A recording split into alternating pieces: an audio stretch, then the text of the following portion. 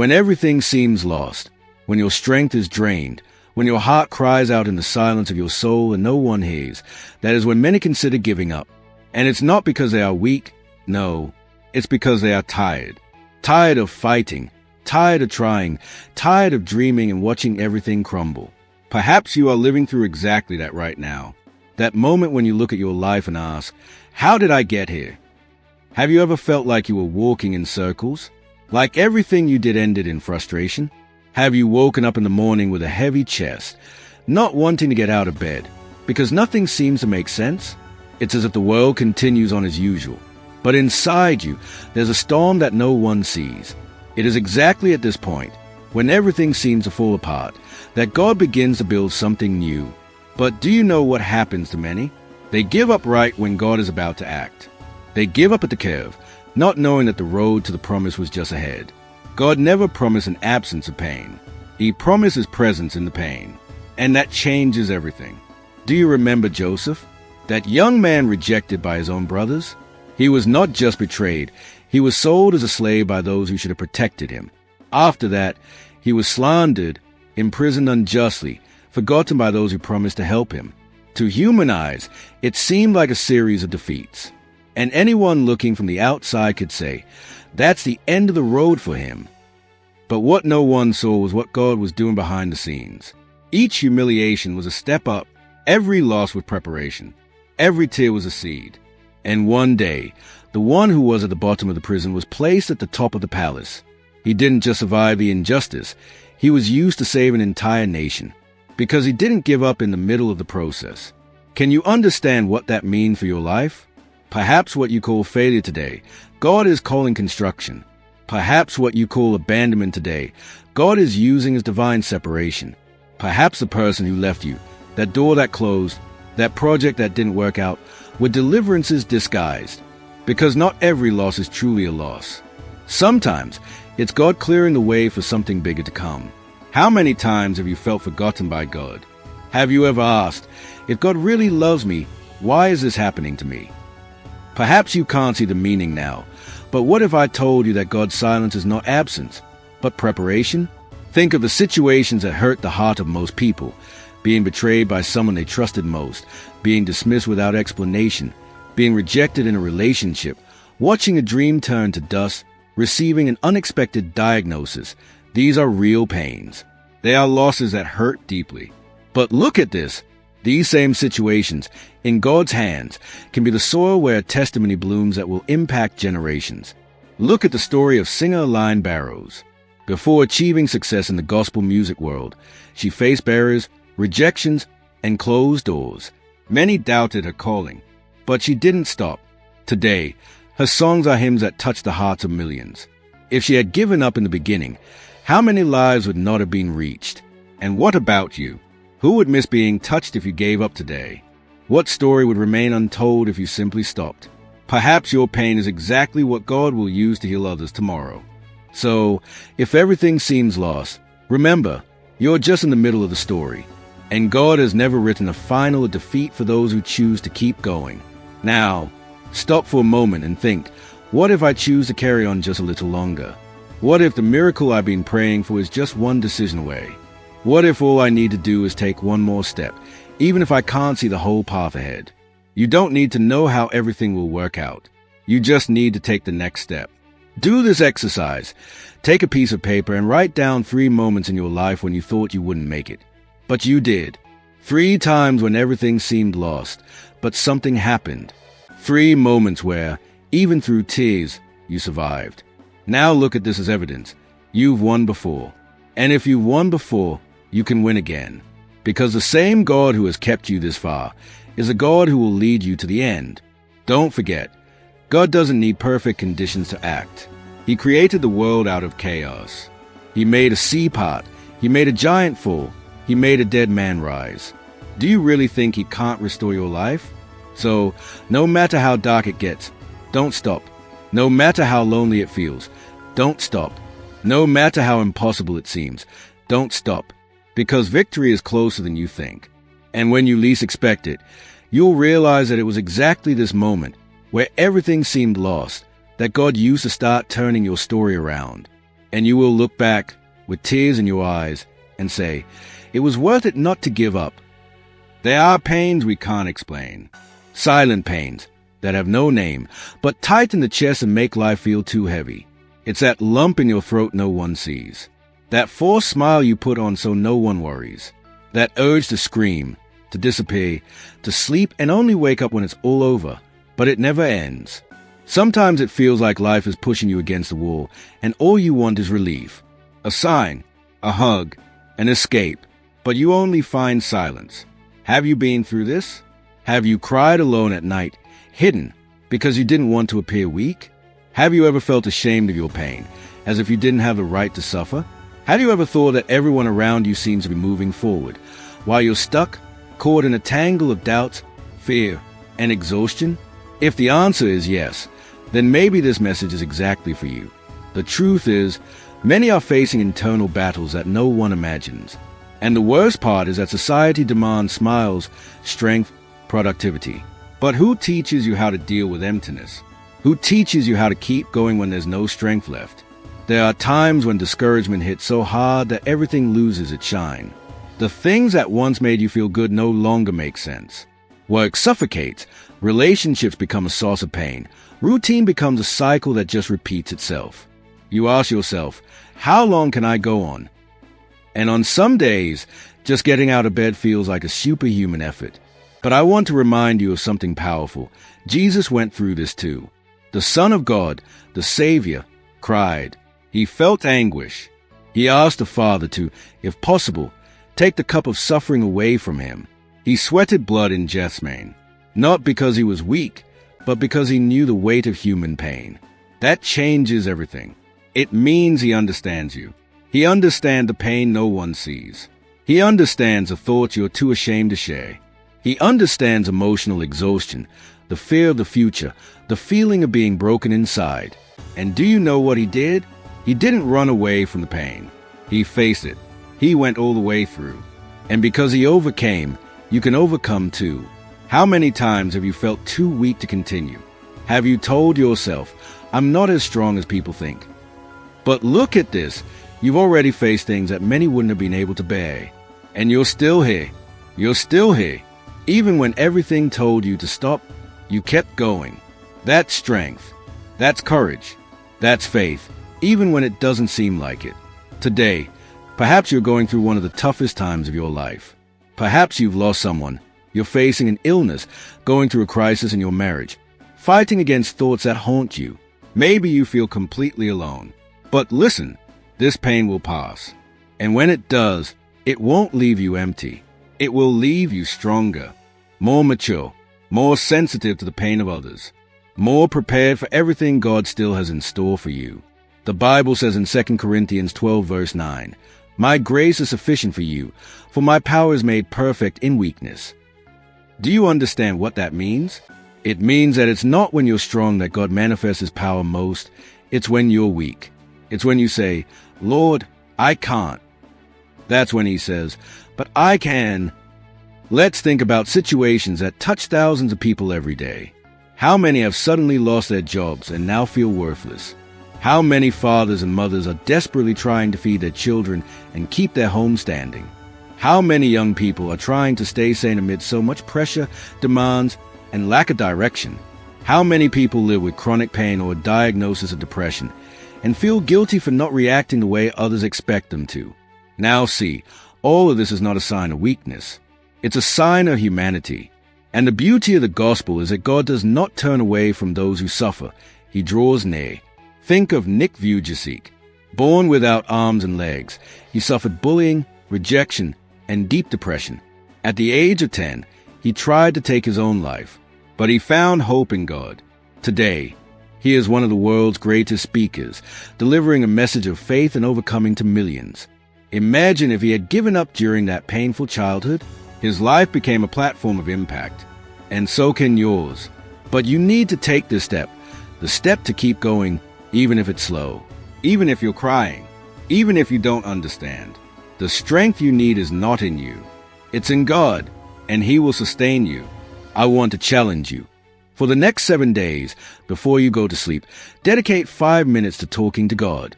You don't need fancy words. Just speak. Tell him how you feel. Share what hurt. Open your heart. After that, take a deep breath and say, Lord, I place this day in your hands. It might seem simple, but you will start to feel the difference. Because talking to God doesn't just change the situation, it changes our hearts. And when the heart changes, everything begins to change. You may be going through your greatest desert, but even in the desert, God makes springs of water rise. And even in the valley of the shadow of death, He promises to be by your side. So, don't give up. Not now. You will still experience days of laughter. You will still see promises being fulfilled. You will still witness miracles. But for that to happen, you need to take one more step. The pain you feel today could be the strength that lifts you up tomorrow.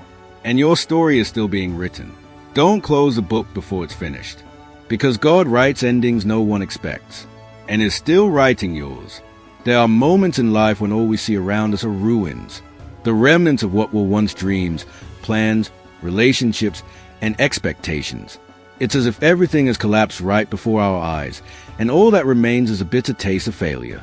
And the question that echoes within the soul is, why did everything go wrong? Have you ever felt this way? Have you ever looked at your story and thought you've wasted years? Have you ever looked at a relationship where you gave your all, only to see it end without explanation? Have you ever believed in a project with all your heart, invested time, energy, and money, only for it to lead to nothing in the end? When this happens, the feeling is one of helplessness, of shame, of deep frustration. We ask ourselves if we did something wrong, if God is no longer with us, if maybe we're simply not good enough. And in that state of pain, it's very common to label it as failure, as the end. But let me tell you a truth that might change the way you see all of this, what you call failure. God might be calling preparation.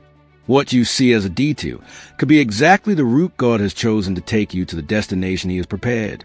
Do you know why? Because God doesn't work with drafts. Nothing in your life is in vain. No pain is wasted in His hands. The Bible is full of examples of people who went through moments like this. Moses, for example, spent 40 years in the desert after fleeing Egypt. To human eyes, it seemed like he had failed. But there, in the middle of nowhere, God was preparing him to lead an entire people to freedom. The one who seemed like a failed fugitive became a liberator. And you? Have you stopped to think that this difficult phase you're going through might be the very incubator of a new version of yourself? That this loss that hurt you so much might be the soil where God will plant the most powerful testimony of your life? Sometimes, God allows us to go through barren land, not to punish us, but to teach us to depend on Him. Because while we're in control, we think we don't need help. But when everything slips out of our grasp, that's when we begin to look up to the heavens with sincerity.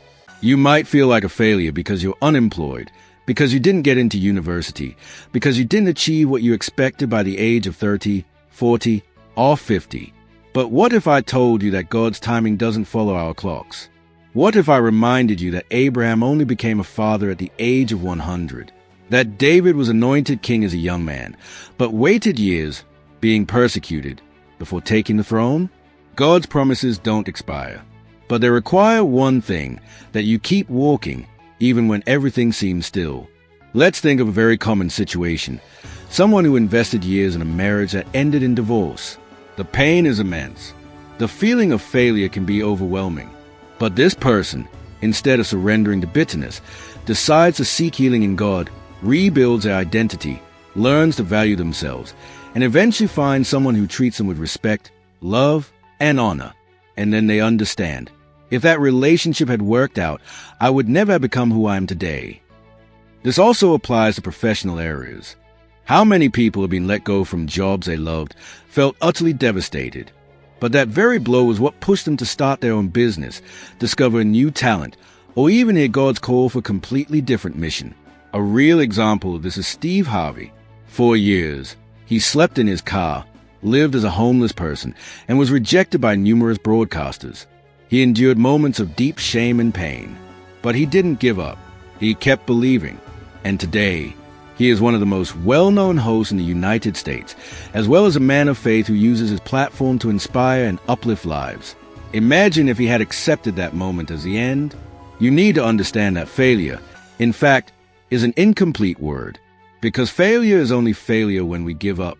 But if you keep going, if you rise even when you're wounded, if you learn, grow, trust, what seemed like the end becomes a turning point. I want to encourage you to do something practical. Take a sheet of paper and write down what you consider your greatest failure. Write everything. Below it, write what you learned from it. What did it teach you about yourself? About others? About God? Now, fold that paper and declare with faith, this is not my end. This is just a page. And the next one will be better. Do this exercise as a prophetic act, because declaring this is a first step to changing your perspective. And when you change your perspective, you change your direction. You may have fallen. You may have lost. You may have failed. But that doesn't define who you are. Heaven still has plans for you. And God is an expert at turning ruins into palaces, tears into smiles, defeats into testimonies. You might not understand it all now, but you will look back and say, I'm glad I went through that, because it was that which transformed me into who I am today. And when that day comes, you will remember that what seemed to be your end was just the beginning of your most beautiful story. There are moments in life when we don't want to be strong, resilient, or a warrior. We just want to be seen. We just want someone to notice that we are trying, that we are hanging on by a thread, that we are suffocating inside while continuing to smile on the outside.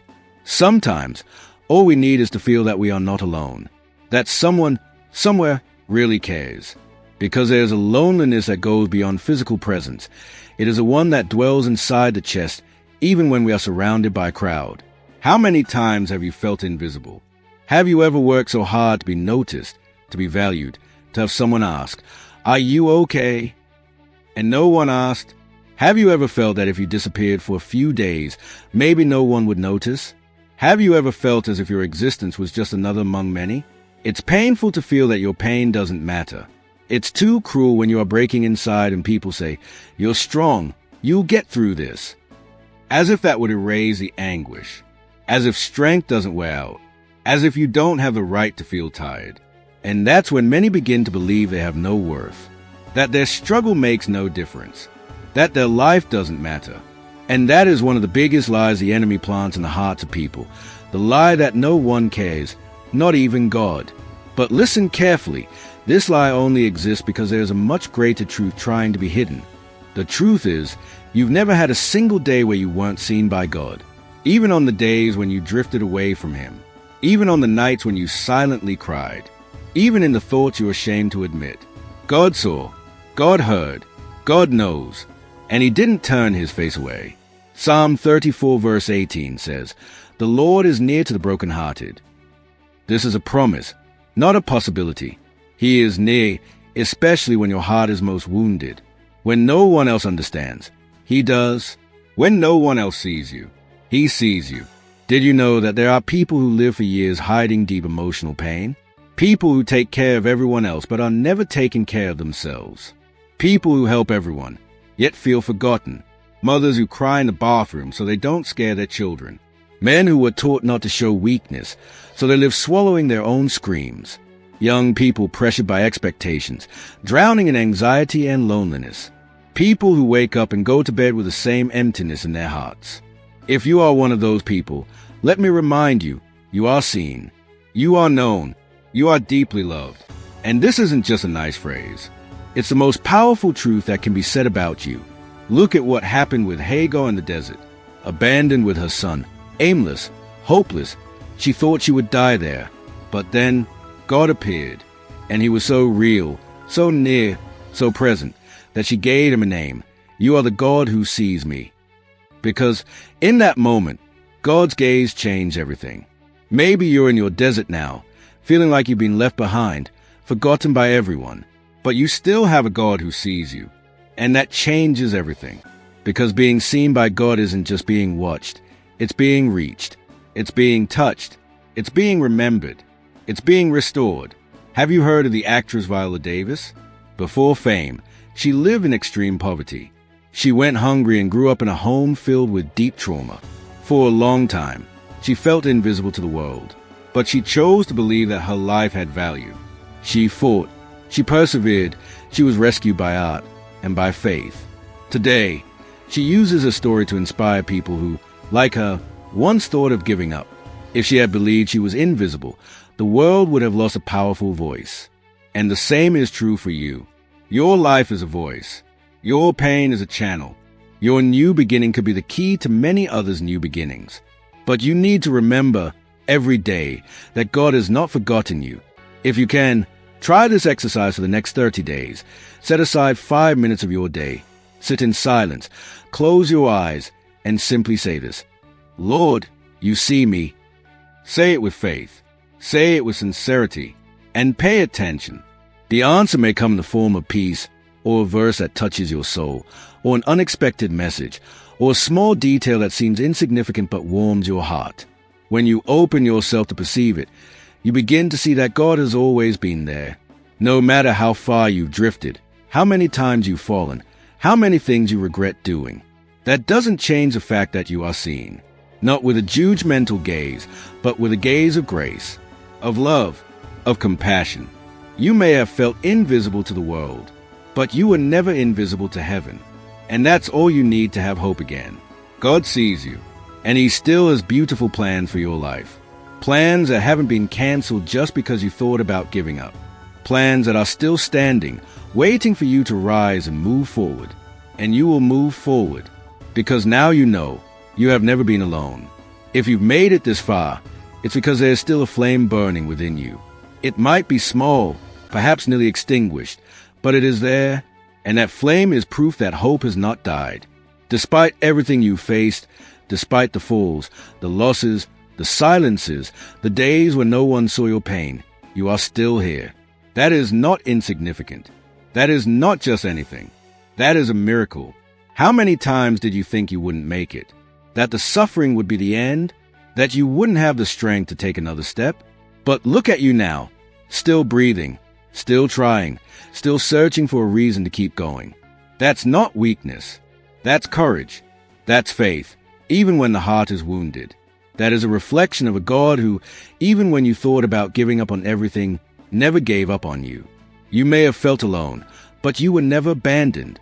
You may have felt lost, but God never lost the way to you. You may have felt like no one cared, but God wept with every tear that fell from your eyes, and kept each one a seed for a new time that will yet bloom. What you've lived through so far does not define where you will go. The pain you felt is not the end of the story, and this moment, now, could be the new beginning that heaven has prepared for you. Maybe you've never really heard this before, so listen carefully. You are important. You are necessary. You have value, and you are deeply loved. Loved by a God who created you with a purpose. Loved by a Father who knows every detail of you. Loved by someone who, despite knowing all of your mistakes, still chose to call you by name and say, "My child, I am here. Come back. Rise up. I have something beautiful for you." You may have lost a lot. You may have made mistakes. You may have drifted away. But as long as there is life, there is a chance. As long as there is breath, there is purpose. As long as God is on the throne, there is hope, and He still is. He always has been. So wipe away those tears. Take a deep breath and lift your head, not because the pain has ended, but because you decided not to be a prisoner of it anymore. Rise up, because there are promises waiting for you. There are doors that will only open when you choose to keep going. There are people who will only be reached when you live what you were born to live. You are no longer just anyone. You are unique, and your story is still being written. And if today you choose not to give up, one day you will look back and say, through tears and smiles, "It was that video. It was that night. It was that moment when God reached me." And it was. He is reaching you now.